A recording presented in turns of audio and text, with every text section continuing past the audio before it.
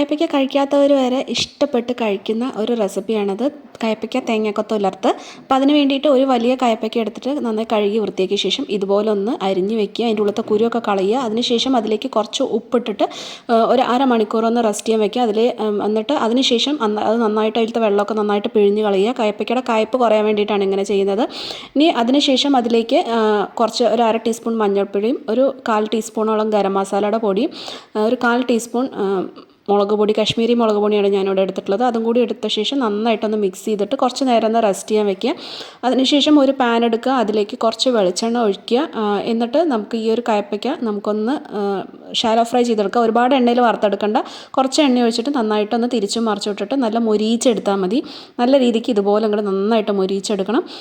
എന്നിട്ട് അതവിടെ കോരി മാറ്റി വയ്ക്കുക. ഇനി അതേ എണ്ണയിലേക്ക് കുറച്ച് കടുക് ഇട്ട് കൊടുക്കുക, വറ്റൽമുളകും കരിവേപ്പില ഇട്ട് കൊടുക്കുക. പിന്നെ അതിലേക്ക് കുറച്ച് ഇഞ്ചി, വെളുത്തുള്ളി, പച്ചമുളകും കൂടി ചെറുതായിട്ട് അരിഞ്ഞിട്ട് അതും കൂടി ഇട്ട് കൊടുത്തിട്ട് പച്ചമണം വിട്ട് കഴിഞ്ഞാൽ അതിലേക്ക് സവാള ഇട്ട് കൊടുത്തിട്ട് നന്നായിട്ടൊന്ന് വഴറ്റി കൊടുക്കുക.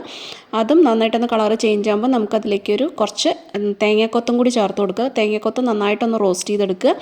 അതിനുശേഷം അതിലേക്ക് വീണ്ടും ഒരു 1/4 ടീസ്പൂണോളം മുളക് പൊടി, ഒരു അര ടീസ്പൂണോളം കുരുമുളകിൻ്റെ പൊടി കൂടി ഇട്ടിട്ട് നന്നായിട്ടൊന്ന് വറുത്തെടുക്കുക. അതിൻ്റെയും പച്ചമണം ഒന്ന് വിട്ട് കഴിയുമ്പോൾ നമ്മൾ നേരത്തെ വറുത്ത് വെച്ചിട്ടുണ്ടായിരുന്ന കയ്പ്പയ്ക്കയും കൂടി ഇതിലേക്ക് ചേർത്ത് കൊടുക്കുക. അതും കൂടി ചേർത്തിട്ട് നന്നായിട്ടൊന്ന് മിക്സ് ചെയ്യുക. കുറച്ച് നേരം ഒന്ന് നന്നായിട്ട് വഴറ്റി കൊടുക്കുക. നന്നായിട്ട് മിക്സ് ചെയ്ത് കഴിഞ്ഞാൽ ഫ്ലെയിം ഓഫ് ചെയ്തിട്ട് നമുക്ക് സെർവ് ചെയ്യാം. ഡീറ്റെയിൽ റെസിപ്പി ചാനലിലുണ്ട്, സബ്സ്ക്രൈബ് ചെയ്യാൻ മറക്കല്ലേ.